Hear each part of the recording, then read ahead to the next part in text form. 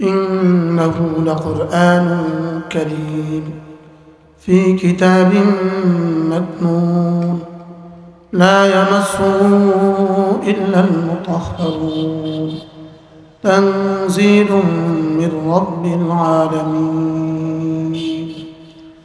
صدق الله مولانا العظيم আজকে 1 ফেব্রুয়ারি 2025 আশরাফিয়া দারুল উলুম মাদ্রাসা আমতলী গাজীপুর সদর কর্তৃক আয়োজিত আজকের দ্বিতীয় ইসলাহি মাহফিলে শ্রদ্ধেয় সভাপতি উপস্থিত হযরত উলামায়ে ইকরাম, শ্রদ্ধেয় মুরব্বিয়ান আযম, আমার যুবক ভাইয়েরা, পর্দার আলেম মা বোনেরা, আল্লাহ তাআলার অগণিত অসংখ্য প্রশংসা, যিনি দয়া করে মেহেরবানি করে আমাকে আর আপনাকে কোরআনে কারীমের নিসবতে, দাওয়াত ও তাবলীগের নিসবতে, জিক্র ও ফিকরের নিসবতে একত্রিত হয়ে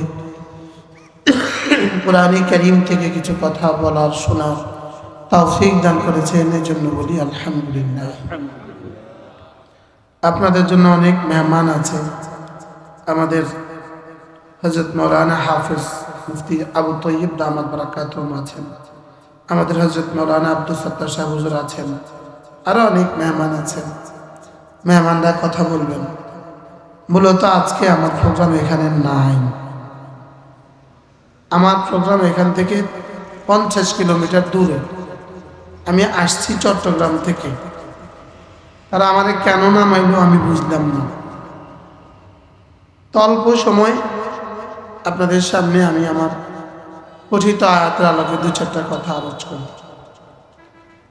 মাহফিল তো প্রস্তুতি নিয়ে মাহফিল করা উচিত। আর ইস্তেমার সাথে টঙ্গিতে কিসের না? গাজীপুর এটা তো টঙ্গি ইস্তেমা। মাওলানা আল্লাহ তাআলা হিম্মত দান করেন। বাস আসছি, দোয়া করে যাও। কেউ না আসলেও কোনো আমার লস নাই। অল্প সময় আপনাদের সামনে আমার পঠিত আয়াতে কারিমার আলোকে 2-4টা কথা আলোচনা করব। মেরে ভাই, ওই আয়াতে কারিমা সূরাতুল ওয়াকিয়ার আয়াত। সূরাতুল ওয়াকিয়া একটা সূরা। হযরত ওসমান রাদিয়াল্লাহু তাআলা আনহু, হযরত আব্দুল্লাহ ইবনে মাসউদ রাদিয়াল্লাহু তাআলা আনহু অসুস্থ হয়েছেন। তাকে দেখতে গেছেন মৃত্যুর পূর্ব মুহূর্তে। গিয়ে হযরত ওসমান হযরত আব্দুল্লাহ ইবনে মাসউদ রাদিয়াল্লাহু তাআলা আনহুকে জিজ্ঞেস করলেন, মা মারাদুক, আপনার কি অসুখ? তিনি উত্তরে বললেন, মারাদি, আমার কোনো অসুখ নেই, তবে আমার অসুখ হলো যুনুবি, আমার গুনাহ হলো আমার অসুখ। কি বলছে বলেন? আমার গুনাহ হলো আমার অসুখ। আমরা কি মনে করি আমার গুনাহ আমার অসুখ? দুনিয়াতে প্রতিটা পেরেশানির কারণ হলো গুনাহ, আর প্রতিটা পেরেশানির দূর করার উপায় একমাত্র মাধ্যম হলো ইস্তেগফার। যত আসবাবই আমরা বলি, যত কারণেই আমরা বলি, মূলত এগুলো আসল কারণ নয়। আসল কারণ হলো গুনাহ। বলেন আসল কারণ কি? বলেন আসল কারণ হলো গুনাহ।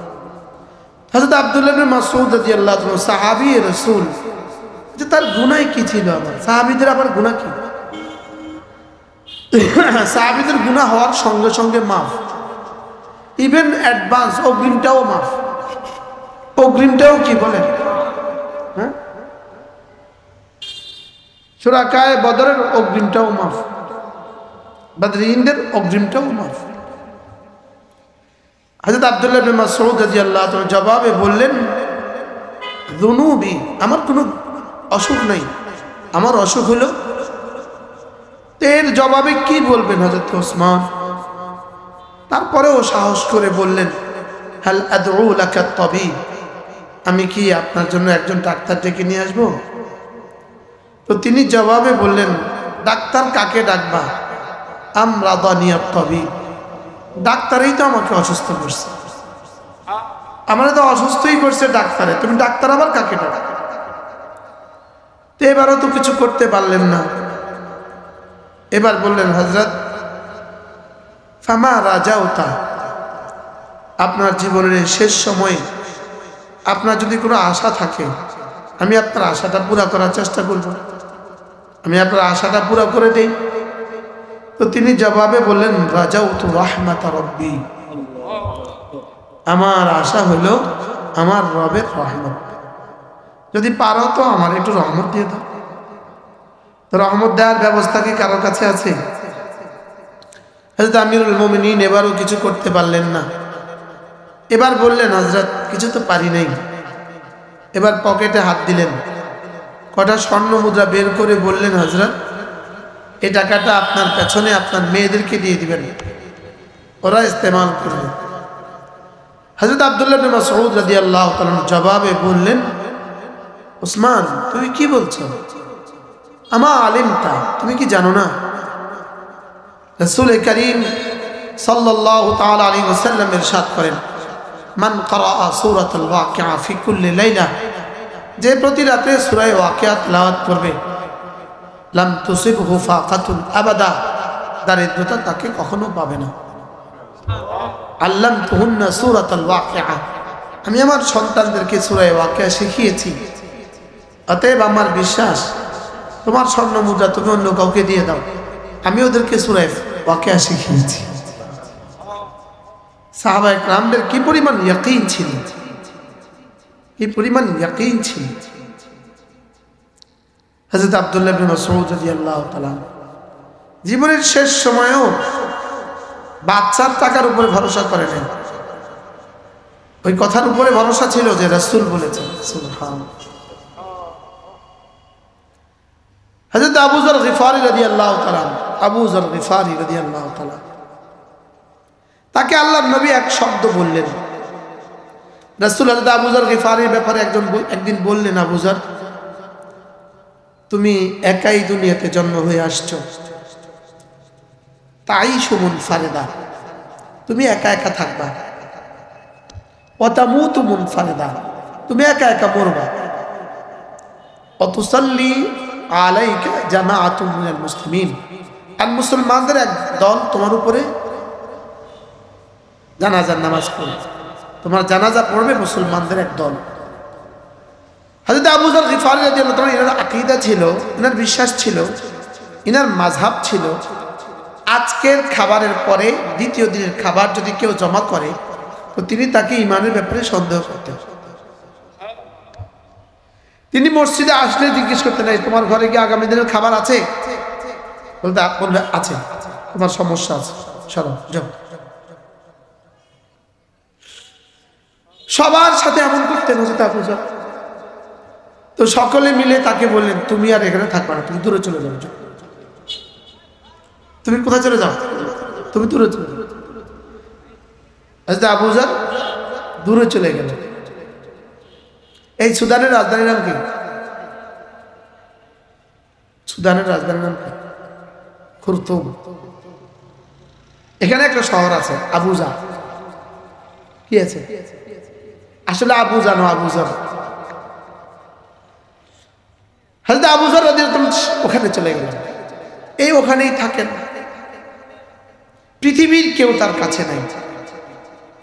আর তিনি বলতেন, আমার ব্যাপারেই তো রাসূল বলেছেন, তাইশু মুনফারিদা, তুমি একা একই থাকবা। এটাই তো হয়েছে। এবার তিনি বললেন যে আমি মরব, আমি একা একই মরব, এটাই আমার বিশ্বাস, কেউ আমার সাথে থাকবে না, তবে এটা আমার বিশ্বাস রাসূল বলেছেন, তুসাল্লি আলাইকা জামাআতুম মিনাল মুসলিমিন, মুসলমানদের একদল তোমার উপরে নামাজ পড়বে। হযরত আবু যর রাদিয়াল্লাহু তাআলা ইন্তেকালের পূর্ব মুহূর্তে বিবিকে বললেন, আমার ঘরে একটা ছাগল আছে, এটা জবে করো, এটা জবে করে রান্না করো, মুসলমানদের এক কাফেলা আসবে যারা আমার জানাজা পড়বে, ওদেরকে আগে মেহমানদারি দিবা, পরে আমার জানাজার কথা বলবো। হযরত আবু যরের ইন্তেকাল হয়ে গেল, কোনো মানুষের লক্ষণ নাই, কে তার জানাজা উঠাবে, লাশ কে উঠাবে, কে গোসল দিবে, কে গোসল করবে। বাচ্চারা, বিবি বাচ্চারা বড় পেরেশান। আর উপরে উঠে উঠে পাহাড়ের উপরে উপরে দেখেন যে দূর থেকে কোনো কাফেলা আসে কিনা। তো একটু দূরবর্তী সময়ে তারা দেখলেন যে দূর থেকে মরুভূমিতে ধুলো দেখা যাচ্ছে। বুঝে গেছেন কেউ যেন আসছে। আস্তে আস্তে দেখলেন কুফা থেকে হযরত আব্দুল্লাহ ইবনে মাসউদ রাদিয়াল্লাহু তাআলা কাফেলা মদিনায় তাইয়্যিবার দিকে যাচ্ছে। তো বিবি বললেন, আগে তোমরা মেহমানদারি গ্রহণ করো। তাদেরকে আগে মেহমানদারি দিলেন। পরে বললেন যে এই তোমাদের আবু যর, তোমাদের ভাই আবু যরের ইন্তেকাল হয়ে গেছে, এবার তাকে সামলাও তোমরা। তখন হযরত আব্দুল্লাহ ইবনে মাসউদ রাদিয়াল্লাহু তাআলা বললেন, হ্যাঁ রাসূল আবু যরের ব্যাপারে কথা বলেছে। হযরত আবু যরের ব্যাপারে রাসূল এই কথা বলেছে। আবু যর একা কি থাকবে, একা একা ইন্তেকাল করবে, তার উপরে মুসলমানদের এক জামাত নামাজ পড়বে। রব্বে করিম আমাদেরকেই সেই জামাত বানিয়েছেন। হযরত আব্দুল্লাহ ইবনে মাসউদ রাদিয়াল্লাহু তাআলা সাহাবাদের কথা মনে হলে কত কথা মনে হয়ে যায়, মাশাআল্লাহ। হ্যাঁ, ইনি ছিলেন উম্মতের মধ্যে সবচেয়ে বড় ফকিহ।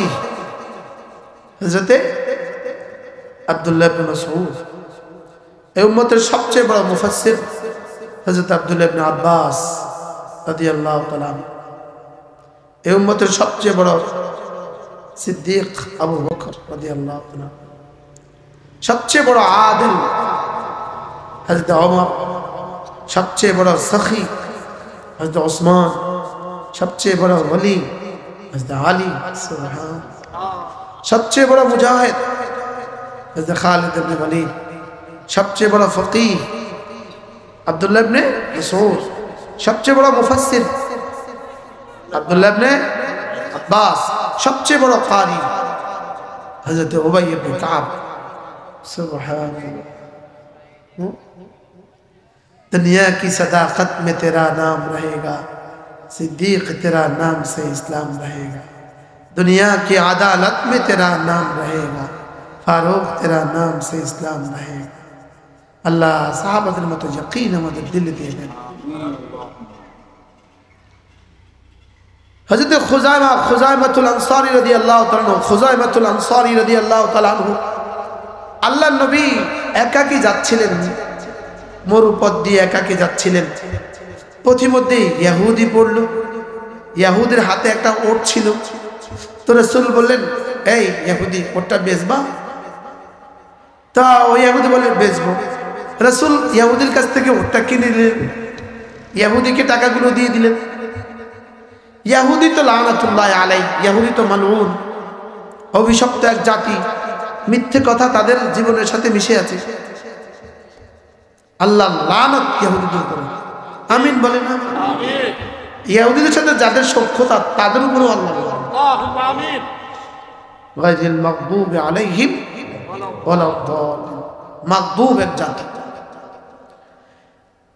ইহুদি একটু পরে ভাবলো মুহাম্মদ তো এখানে একা, তাকে আজকে ধরা দেওয়ার একটা সুযোগ আছে। সে ঘুরে এসে বলল, মুহাম্মদ তুমি যে আমার ওটটা কিনলা, আমার টাকা দাও। দিছে না দিছে না? টাকা টাকা তো একবার দিছে, আমার টাকা দাও। বলছে আমি না তোমাকে টাকা দিয়েছি, দাও নাই। কয় কি করে না? আমি তোমাকে টাকা দিয়েছি তো, না দাও নাই। দিয়েছি, দাও নাই। আচ্ছা যদি দিয়ে থাকো তাহলে সাক্ষী পেশ করো। ইহুদি তো বুঝছে যে সাক্ষীটাকে কেউ নাই, পৃথিবীর কেউ দেখে নাই। রাসূল তো হয়রান, কি হবে, এই মুকদ্দমা থেকে বাঁচবে কিভাবে। হঠাৎ দেখলো দূর থেকে কে যেন আসছে, ছুটে এসে ঘোড়া থামালেন এক সাহাবী, তার নাম খুজাইমা। খুজাইমা নেমে বললেন, ইয়া রাসূলুল্লাহ আপনার আর ইহুদির মধ্যে কি হয়েছে এটা বলেন আগে। দেখো এই কম বক্তর কাছ থেকে আমি একটা ওট কিনছি, আমি তারা টাকাটা দিয়ে দিছি, আর এই কম বক্ত বলে আমি নাকি তারা টাকা দিয়ে নেই। সে বলছে সাক্ষী দাও। হয়তো খুজাইমা কোনো কথা না বলে বললেন, আমি সাক্ষী দিচ্ছি আপনি তাকে টাকা দিয়েছেন। এবার ইহুদি তো ইহুদি কম বখত, ইহুদির প্রয়োজন ছিল একটা সাক্ষী। ইহুদি সাক্ষী পেয়ে গেছে গা। রাসূল জিজ্ঞেস করলেন, আচ্ছা খুজাইমা, তুমি আমি যে তাকে টাকা দিয়েছি তুমি দেখছো? না তো দেখি নেই। তো তুমি কিভাবে বললে আমি তাকে টাকা দিয়েছি? হয়তো খুজাইমা বললেন, যার কথা আল্লাহকে বিশ্বাস করেছি না দেখে, যার কথা আখিরাত বিশ্বাস করেছি, যার কথা জান্নাত না দেখে বিশ্বাস করছি, যার দেখায় ফেরেশতাদেরকে বিশ্বাস করছি, যার দেখায় আযাবে কবরের উপর ইয়াকিন বানিয়েছি, যার দেখায় আযাবে হাসরের উপর ইয়াকিন বানিয়েছি, আর তিনি এক ইহুদিকে টাকা দিবেন এটা আমি বিশ্বাস করব না? রাসূল খুশি হয়ে বললেন, খুজাইমা যাও, আজকে আমিও তোমার জন্য একটা পুরস্কারের ঘোষণা দিলাম। আজ থেকে কোনো প্রসঙ্গে যদি তুমি কখনো সাক্ষীর প্রয়োজন পড়ে, তুমি একা সাক্ষী দিলে দুজনের স্থলাভিষিক্ত হয়ে যাবা। শাহাদাতুকা কা শাহাদাতাইন, তোমার একা সাক্ষী দুজনের সাক্ষীর কায়ে মুকাম হবে, স্থলাভিষিক্ত হবে। তুমি যার ব্যাপারে সাক্ষী দিবা তুমি একজনে যথেষ্ট। সাক্ষীর ব্যাপারে হযরত খুজাইমাকে আল্লাহ রাসূল কি করলেন? সিল মেরে দিলেন। একজন ঘটনা অনেক দূর চলে গেল। হযরত সিদ্দিক আকবর রাদিয়াল্লাহু আনহু জামানা ইয়ামামার যুদ্ধ হয়ে গেল। ইয়ামামার যুদ্ধের ওই মাঠে আমার যাওয়ার সৌভাগ্য হয়েছে। 70 জন কুররা সাহাবীর একসাথে কবর ইয়ামামার ময়দানে, আমার দেখার সৌভাগ্য হয়েছে। রাসূল করিম সাল্লাল্লাহু তাআলা আলাইহি ওয়াসাল্লাম এতজন সাহাবী শহীদ হওয়ার পরে হযরত ওমর পরামর্শ দিলেন, সাহাবায়ে কেরাম পরামর্শ দিলেন, হযরত সিদ্দিক আকবরকে পরামর্শ দিলেন যে কোরআনে কারীম এক জায়গায় লেখা উচিত, এক জায়গায় কি করা উচিত।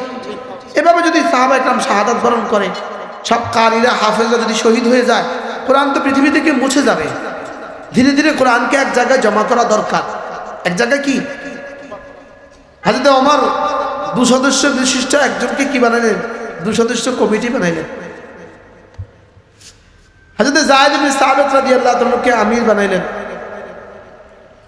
তুমি এলান করো, পুরো মদিনা এলান করো, যার কাছে কোরআনে কারীমের যে কপি আছে, লিখিত কপি আছে, এটা আইনা জমা দিবা। জমা দিয়ে বলবা আমি রাসূলের কাছ থেকে এটা লিখেছি, আর এই দুজন সাক্ষী ছিল। এই দুজন কি ছিল?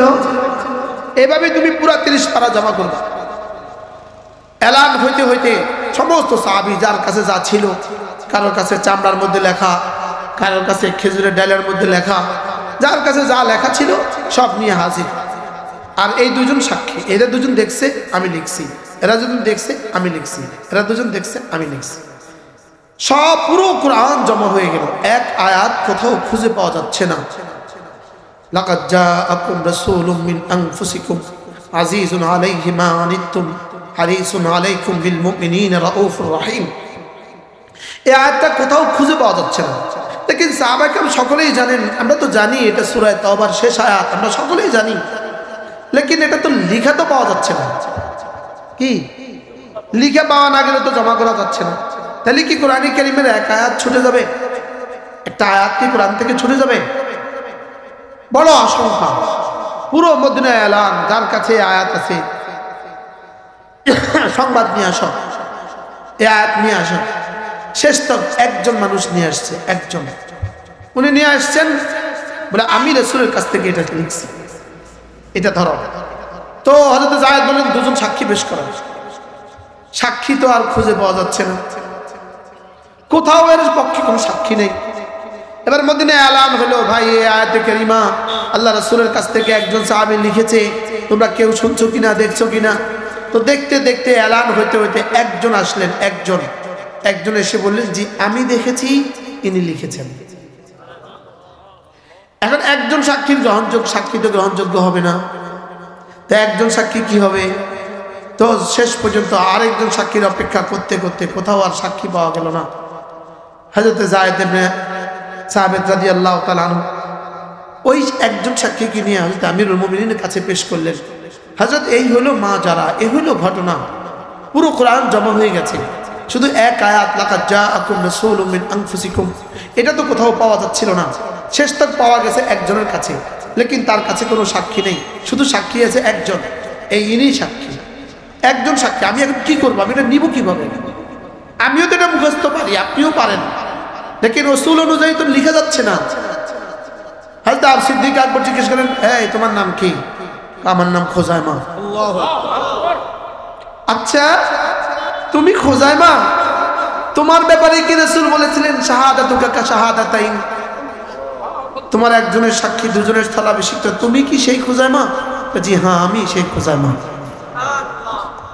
বলুন তো দেখি রব্বে কারীম ওই এক আয়াতকে জমা করার জন্য যেন হারিয়ে না যায়, এই জন্য রব্বে কারীম সাক্ষীর উসুল বদলায় দিচ্ছে। এটাকেও রব সংরক্ষণ করে রাখছে, এটাকেও রব কি করে রাখছে? সংরক্ষণ করে রাখছে, যে না যদি দুজন সাক্ষী থাকে আর এই আয়াতে কারিমা, তাহলে কোনোদিন হয়তো বা কোরআনে কারিমের দরজ হবে না, কোরআনে কারিমে উঠবে না। এই জন্য একজনের সাক্ষী কি বানায় দিচ্ছেন বলেন? দুজনের। এই জন্যই মেরে ভাইও, কোরআন আল্লাহ তাআলা নাজিল করেছেন, আল্লাহ তাআলাই হেফাজত করবেন। কি বলছি বলেন? কোরআন কে নাজিল করেছেন, হেফাজত করবেন কে?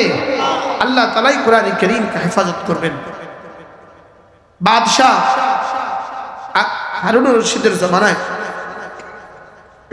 একবার এক ইহুদি পণ্ডিত বাদশাহ হারুন রশিদের কাছে আসছে। আসার পরে তার বেশভূষা, তার বক্তব্য শুনে বাদশাহ হারুন রশিদ অভিভূত হলেন আর তাকে ইসলাম পেশ করলেন। আর সেই ইসলাম আনতে অস্বীকার করলেন। বাচ্চার কাছ থেকে সে অস্বীকার করে চলে গেল। পরবর্তী বছর সে পুরো মুসলমান হয়ে বাচ্চার দরবারে হাজির। তো বাচ্চা তাকে জিজ্ঞেস করলেন, ভাই এটা নামায় দাও তো ভাই। বাচ্চা তাকে জিজ্ঞেস করলেন, আচ্ছা বলো তো তুমি কি সেই ইহুদি না যাকে আমি গত বছর কোরআনে ইসলাম পেশ করছিলাম? তুমি তো সেই ইহুদি না? বলে হ্যাঁ আমি তো সেই ইহুদি। তুমি সেদিন মুসলমান হলে না, আজকে কেন মুসলমান হলে? তো সে বলল যে আমিরুল মুমিনিন, আমি খুব লিখতে জানি, আমি খুব পৃথিবীতে আমি সেরা লিখতে জানি, আমার লেখা অনেক সুন্দর। তো আমি বাজার থেকে তাওরাত নিলাম, তাওরাতের 3টা কপি আমি নিজ হাতে লিখলাম, রদ বদল করে লিখলাম, সুদূর বুদুর করে লিখলাম, এই পৃষ্ঠার ওই পৃষ্ঠা, এই পৃষ্ঠার এই পৃষ্ঠা, নিজের পক্ষ থেকে কিছু ঢুকায় দিলাম, যাচ্ছে তাই করে ফেললাম, সুন্দর হস্তলিপি দিলাম। আমি খ্রিস্টান ইহুদিদের পাদ্রীদের কাছে গেলাম, ধরো আমি একটা লেখা লিখছি সুন্দর। ইহুদিরা আমার কাছ থেকে মোটা অঙ্কর টাকা দিয়ে আমার কাছ থেকে এটা কিনে নিল। দ্বিতীয় কপি আরেক পাদ্রীর কাছে দিলাম, সেও এটাকে চুমু খেলো, মাথা দিল, আমাকে মোটা অঙ্কের হাদিয়া দিয়ে দিল। তৃতীয় কপি আরেকজনের কাছে নিয়ে গেলাম, সেও এটাকে এভাবে রিসিভ করলো। এবার আমি জাবুরে হাত দিলাম, জাবুরে এভাবে লিখলাম, ইঞ্জিলে হাত দিলাম, এভাবেই লিখলাম। লিখে লিখে সব ধর্ম পণ্ডিতদের কাছে দিলাম, সবাই এটাকে মোটা মোটা অঙ্ক দিয়া আমার কাছ থেকে লুপে নিল, কিনে নিল। এবার আমি কোরআনে কারিমে হাত দিলাম, কোরআন লিখলাম, আমি লিখলাম, সুদূর বুদুর করে লিখলাম, রদ বদল করে লিখলাম, পরিবর্তন করে লিখলাম, আগে পরে করে ফেললাম, তাকদিম তাখির করে ফেললাম, সুন্দর করে লিখে মুসলমানদের কাছে পেশ করলাম। কেউ আমার কিতাবটা নিল না, ছুঁড়ে ফেলে দিল।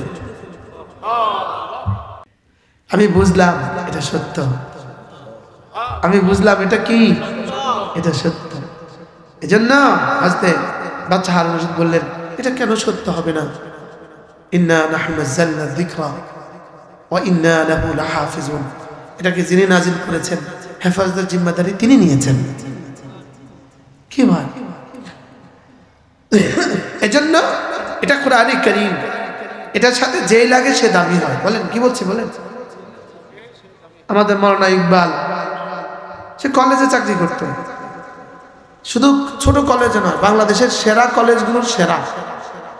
বলে বাংলাদেশের শুধু সেরা কলেজ নয়, সেরা কলেজের কি মতিঝিল আইডিয়াল যদি হয়, এটা কত নম্বরের কলেজ? সেরাদের সেরা। বলেন ওই কলেজে ছিল, ওই কলেজ থেকে এসে আপনাদের গ্রামে এই টিনের ঘর কইরা সে মাদ্রাসা কায়েম করছে। সুবহানাল্লাহ বলেন, কি বলবেন? অচিরেই দেখবেন রব তাকে কিভাবে চমকা।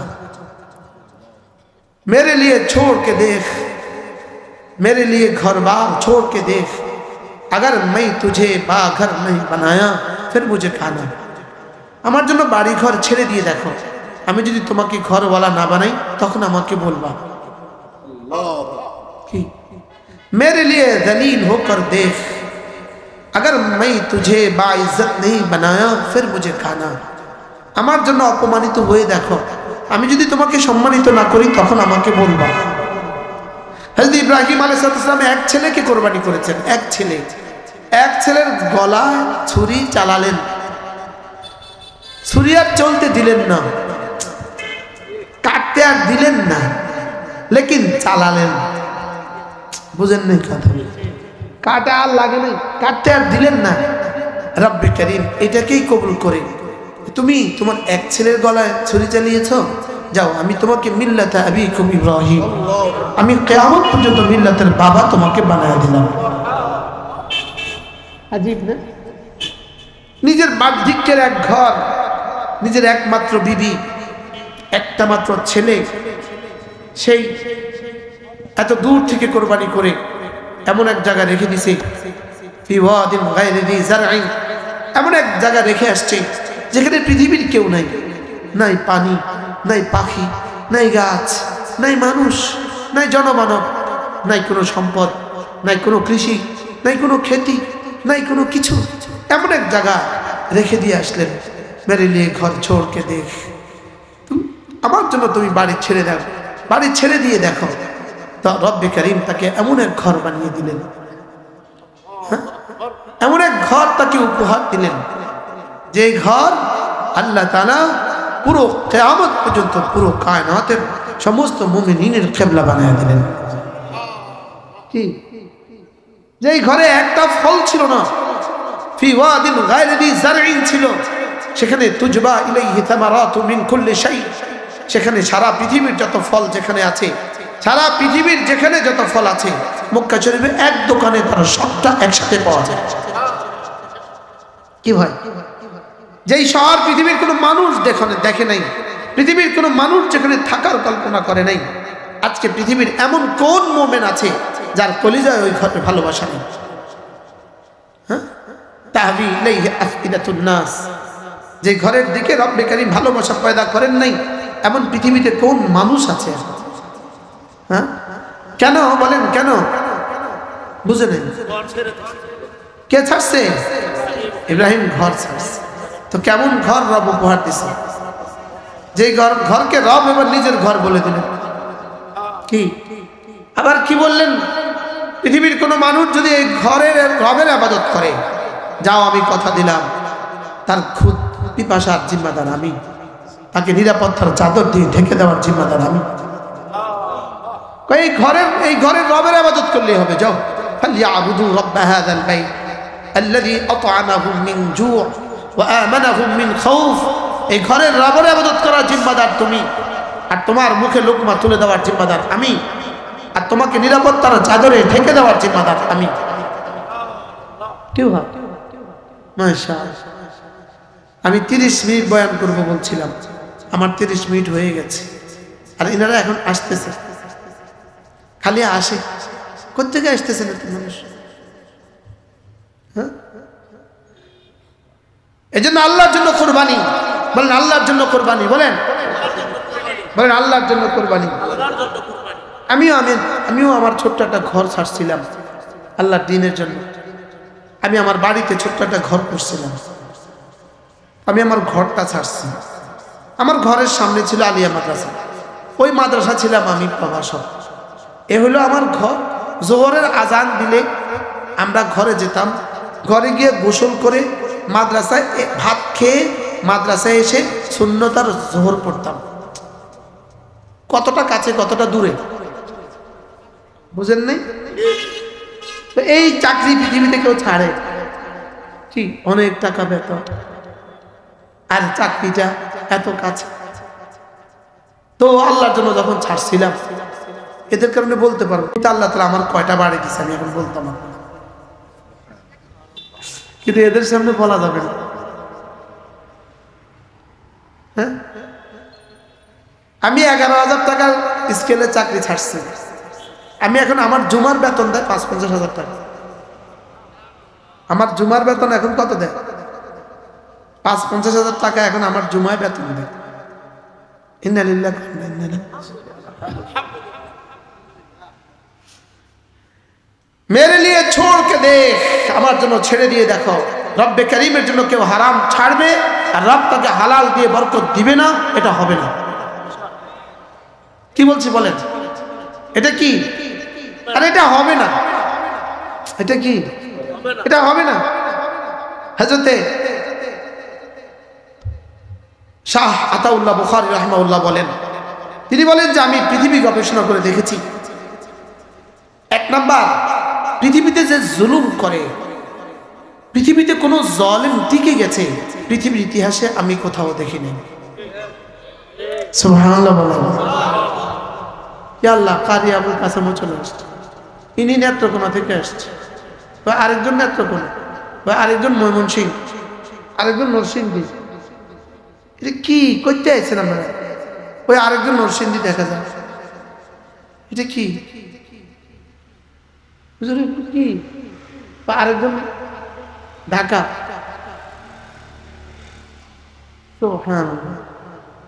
কি বলছিলাম? পৃথিবীতে জুলুম করে কেউ টিকে গেছে এমন কাউকে আমি দেখি নাই।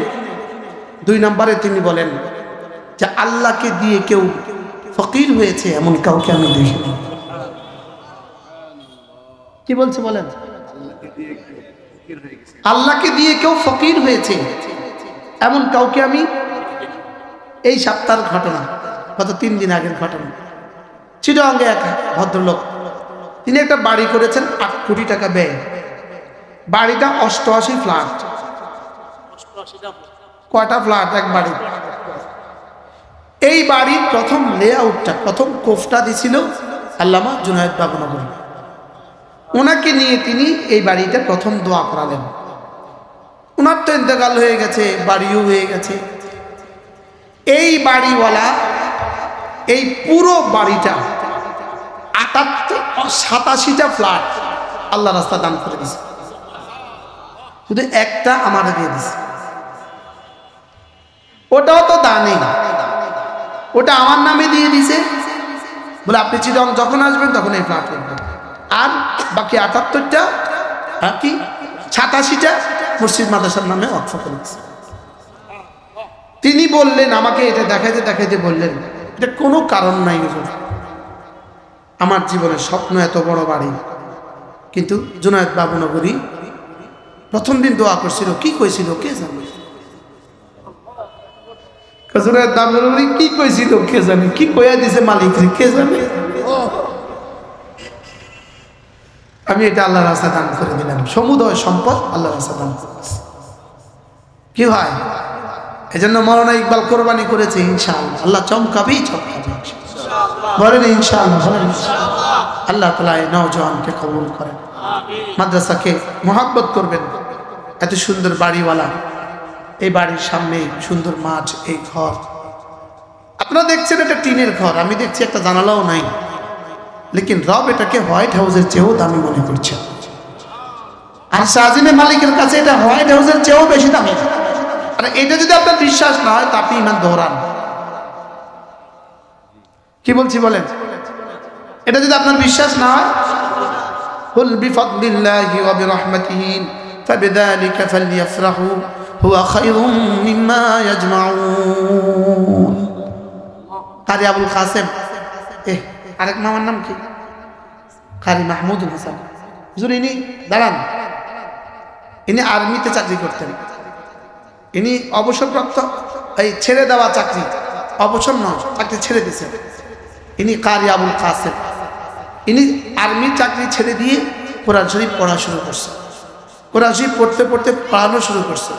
ইনার হাতে এখন কোরআন কারীম পড়ছে 10 লাখের বেশি মানুষ। বুঝছেন? বাহ, শুধু জান্নাতে যাওয়ার সময় আমাদেরকে একটু নিয়ে যায়, আমাদের কথা মালিককে একটু বলে দিন, হ্যাঁ, যে হুজুর জাল্লাহ ওরা আমাকে ভালোবাসতো। উহিব্বুস সালিহিনা ওয়া লাস্তু মিনহুম লাআল্লাল্লাহা ইয়ারযুকুনি সালাহা। উহিব্বুল মুজাহিদিনা ওয়া লাস্তু মিনহুম লাআল্লাল্লাহা ইয়ারযুকুনি শাহাদা। উহিব্বুল কানিনা ওয়া লাস্তু মিনহুম লাআল্লাল্লাহা ইয়ারযুকুনি শাফাআহ। হ্যাঁ, রব যেন আমাদেরকে কোরআনে কারীমকে আমাদের জন্য শাফি আর মুশাফফা বানিয়ে দেন। আমিন। এভাবে কোরআনে কারীম ময়দানে মাহশরে হাতে ধরবে আর বলবে রব ওকে জান্নাত দিয়ে দাও। তো রব বলবেন তুমি আমিও কি সূরত বয়ান করছি, রব যেন বলবেন তুমি বলছো, কোরআনকে বলবে তুমি বলছো, হ্যাঁ আমি বলছি। রব বলবেন হ্যাঁ আমিও তোমাকে শাফিআ মুশাফফা বানিয়েছি, আমিও তোমাকে শাফিআ মুশাফফা বানিয়েছি। আমি তোমাকে এমন বানিয়েছি তুমি যার জন্য আমার কাছে বলবা আমি তাকেও মাফ করে দিব, এটা আমি সিদ্ধান্ত নিয়েছি। তুমি যদি কারোর জন্য কারোর পক্ষে আমাকে বলে দাও আমি কথা শুনবো, এটা আমি ওয়াদা করেছি। আর ইন্নাল্লাহা লা ইউখলিফুল মিআদ, নিশ্চয়ই তিনি ভঙ্গ করেন না অঙ্গীকার। ইন্না ওয়াদাল্লাহি হক ফালা তাগুররান্নাকুমুল হায়াতুদ দুনিয়া ওয়ালা ইয়াগুররান্নাকুম বিল্লাহিল গারুর। আল্লাহর কসম, কোরআনের সাথে যারা লাগবেন তারা দামি হবেন। তো তিনি যদি ৭৮টা ফ্ল্যাট দিতে পারেন, আমি আর আপনি কি দিতে পারবো? আমার যদি সাধ্যে কুলাইতো, সাধ্যে যে তোমার কিডনিটা বের করে কোরআনকে দিয়ে দাও, আমি পারতাম আল্লাহর কসম। যদি আমার সাধ্যে কুলাইতো, তোমার কলিজাটা বের করে কোরআনকে দিয়ে দাও, আমি পারতাম। ইন্না লিল্লাহি ওয়া ইন্না ইলাইহি রাজিউন, আলহামদুলিল্লাহ না বললে ইন্না লিল্লাহি ওয়া ইন্না ইলাইহি রাজিউন।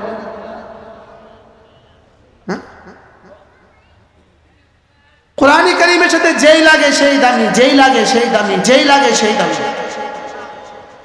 পৃথিবী আপনাকে সালাম না দিক, লেকিন আপনি দামি। সুবহানাল্লাহ বলেন। পৃথিবী আপনাকে বেতন না দিক, আপনি দামি। বলবেন শুধু দামি হলে বেতন দেয় না কেন, দামি হলে বেতন অল্প কেন? উত্তর, পানি এত দামি তো টাকা এত কম কেন? সুবহানাল্লাহ বলেন। অক্সিজেন এত দামি, এত প্রয়োজন, এত মূল্যবান, তো টাকা নাই কেন? টাকা নাই এই জন্য অক্সিজেনের দাম নাই, মাত্র না। টাকা নাই এই জন্য অক্সিজেনের কোনো মূল্য নাই। কি পরিমাণ মূল্য? টাকা কত? তো অক্সিজেন ছাড়া, টাকা ছাড়া অক্সিজেন যেমন মূল্যবান, এই টাকা ছাড়া কোরআন তেমন মূল্যবান। আজকে সারাদিনে কয় টাকার পানি কিনছিলেন?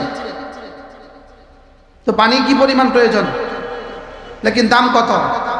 1 লিটার 20 টাকা। 1 লিটার কয় টাকা? 1 লিটার 20 টাকা। আর স্বর্ণ 1 ভরি 140, 1,40,000। বুঝেন না? এখন স্বর্ণের জরুরত বেশি না পানির জরুরত বেশি? স্বর্ণের দাম বেশি না পানির দাম বেশি? স্বর্ণের দাম বেশি।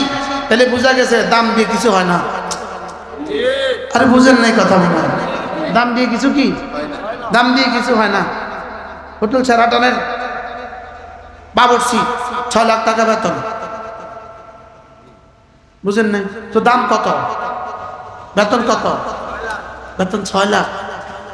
আমাদের কোরআন শরীফ হুজুরের বেতন কত? 6,000। এত দাম কেন? এটা জরুরি বেশি, এজন্য দাম কমায় দিছে। আরে সুবহানাল্লাহ বলেন। আর এখানে বিষয় হলো, যেমন ধরেন আপনার 3 বছরের একটা মেয়ে বাচ্চা, কি পরিমাণ ভালোবাসেন। আচ্ছা 6 বছরের মেয়েটা স্কুল যাবে, বায়না ধরছে আমাকে টাকা দাও, স্কুল যাব। আপনি ওকে বহুত কষ্টে মষ্টে 20 টাকার নোট একটা দেন। কত দিছেন? ওরা একটা 20 টাকার নোট দিছেন। এবার কাজের মেয়েটা, 20 বছরের কাজের মেয়েটা বাড়ি যাবে, ও যে আমাকে টাকা দেন। ওরে 2 টাকা দিছেন, মেয়েটা মারবো ছুড়ে আপনার, আমি 2 টাকা চাইছি আপনার কাছে। তোরে কমপক্ষে 2000 টাকা দিতে হয়, তোরে দিয়েছেন 2000 টাকা, নিজের মেয়েরে দিয়েছেন 20 টাকা। ভালোবাসেন বেশি কারে? টাকা বেশি দিয়েছেন কারে? এবার বোঝা গেছে, ভালো যারে বেশি বাসে তারে টাকা কম দেয়, যারে ভালো কম বাসে তারে টাকা বেশি দেয়। মনে হয় বুঝেন না কিছু? বুঝছেন কিছু? কিটা বুঝলেন?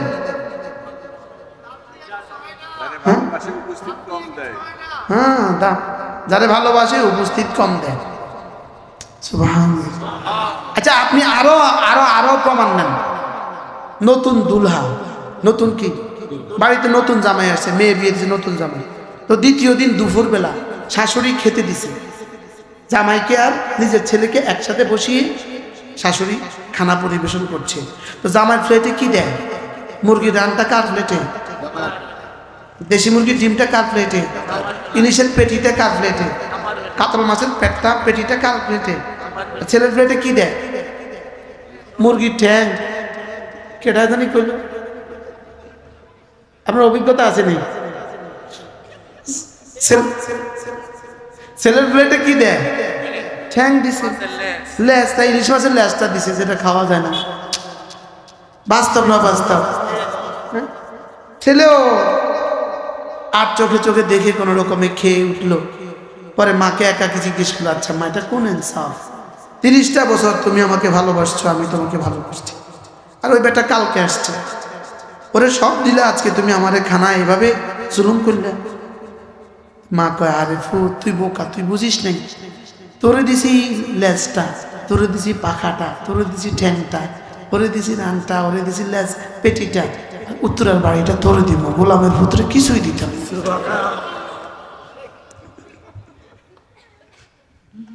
কি ভাই বলেন? ঠিক রব্বুল আলামিন বলেন, ও কোরআনওয়ালা, তোমাকে এখানে দিব কিছু কিছু, জান্নাতে দিব সব কিছু। জান্নাতের বাড়িটা তোমাদেরকে দিয়ে দিবে, বলেন ইনশাআল্লাহ। জান্নাতের বাড়িটা কাকে দিব বলেন? হ্যাঁ ইনশাআল্লাহ, বলেন ইনশাআল্লাহ। আরে আমি বলি, কওমি মাদ্রাসায়, দেশের কওমি মাদ্রাসা যারা পড়ান, হ্যাঁ, ইনাদেরকে জান্নাত দেওয়ার পরে থাকলে অন্যদেরকে দিবে ইনশাআল্লাহ, বলেন ইনশাআল্লাহ, ইনশাআল্লাহ, ইনশাআল্লাহ। আর মোহতামিম সাহেবানকে বলবেন, মোহতামিম সাহেবদেরকে কি বলবেন জানেন? মোহতামিম সাহেবদেরকে লাইন ধরা দাঁড়া করে আল্লাহ বিনা হিসেবে বলবেন, যাও তো, সোজা জান্নাতে যাও। তুমি যেই চালের জন্য যে ফিকির তুমি করছো, ওস্তাদের বেতন দেওয়ার জন্য যে চিন্তা তুমি করছো, ইটের জন্য আর সিমেন্টের জন্য যে ফিকির তুমি করছো, যাও যাও ইনশাআল্লাহ। আল্লাহুম্মা জাআলনা মিনহুম, আল্লাহ এদের মধ্যে আমাকেও সমান করে দেন। কি ভাই, আল্লাহ তাআলা যেন এখানে একটা মাদ্রাসা কায়েম করে দেন। আল্লাহ তাআলা মাদ্রাসার 3 জিনিসের নাম: মুসলমানদের দোয়া, মুসলমানদের মাল, মুসলমানদের সন্তান। বলেন, মুসলমানদের দোয়া, মুসলমানদের মাল, এই 3টা একসাথে না হলে মাদ্রাসা হবে না। যেমন 3টা একসাথে না হলে মোবাইল হয় না, সেট, সিম, ব্যাটারি। বুঝেন না কথা? কি কি? এই 3টা একসাথে ছাড়া কিয়ামত পর্যন্ত মোবাইল হবে, চলবে না। তাহলে এই 3টা লাগবে: দোয়া, মাল, সন্তান। বলেন, আমার পীর ও মুর্শিদ হযরত নানুপুরি রহমতুল্লাহ বলতেন, সবক পড়লো হযরত যখনই কোনো মুহতামিম যেতেন, আমি হযরতের খেদমতে ছিলাম 3 বছর। আল্লাহ আমার হুজুরের কবরকে জান্নাতের টুকরো বানান।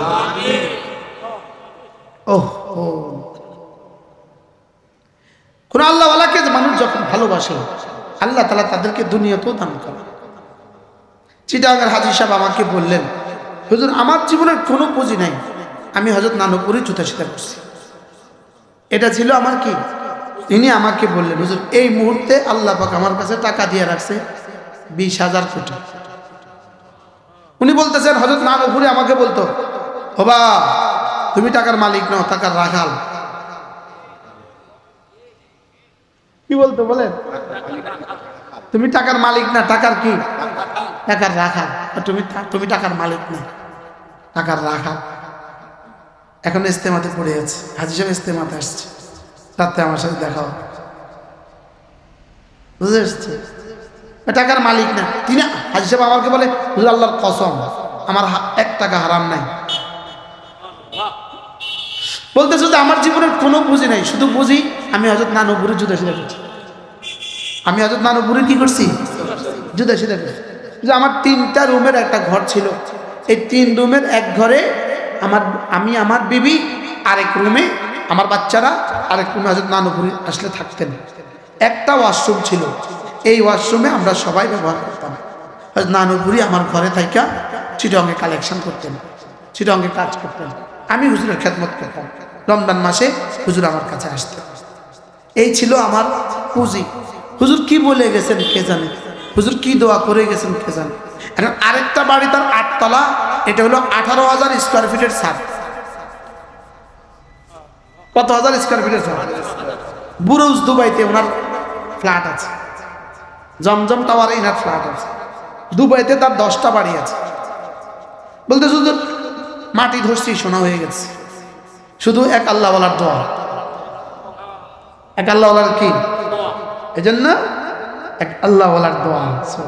আমার জীবনে কোনো পুঁজি নেই, আল্লাহর কসম কোনো পুঁজি নেই। মেহমান আনো, মেহমান তো আসে দোয়া তো রাত্রে বরাতে করি আমি, মাসির সামনে দোয়া করতে চলে। হযরত নানুপুরি রহমতুল্লাহ বাথরুম সাফাই করছেন।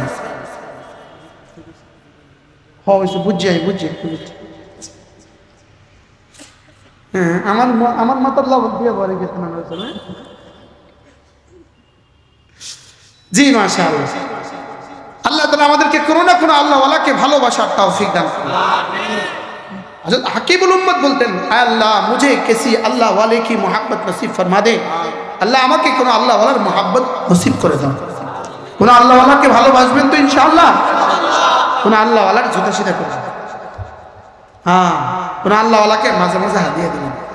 মাঝে মাঝে কি দিবেন? যদি কোনো আল্লাহওয়ালা অসুস্থ শুনেন তাকে দেখতে যাবেন। বুঝেন নাই কথা? আপনি যখন লুঙ্গি কিনবেন, আপনার মসজিদের ইমামের জন্য একটা লুঙ্গি কিনবেন। এবার আর জি করেন কি? আপনি যখন কাপড় কিনবেন, তা আপনার মাদ্রাসার ওস্তাদের জন্য একটা কাপড় কিনবেন ইনশাআল্লাহ। বলেন ইনশাআল্লাহ। রমজান মাসে 1 বস্তা চাল কিনবেন, 1 বস্তা সোনাবুট কিনবেন, 1 বস্তা মুড়ি কিনবেন, যার সাধ্যে যা কুলায়, 1 বস্তা চিনি কিনবেন।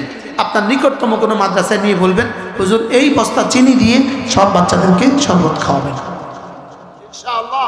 এগুলো রবের সাথে বিজনেস, খোদার কসম, এগুলো আল্লাহর সাথে ব্যবসা। বলেন এগুলো কার সাথে ব্যবসা? বলেন আল্লাহ তাআলার সাথে ব্যবসা।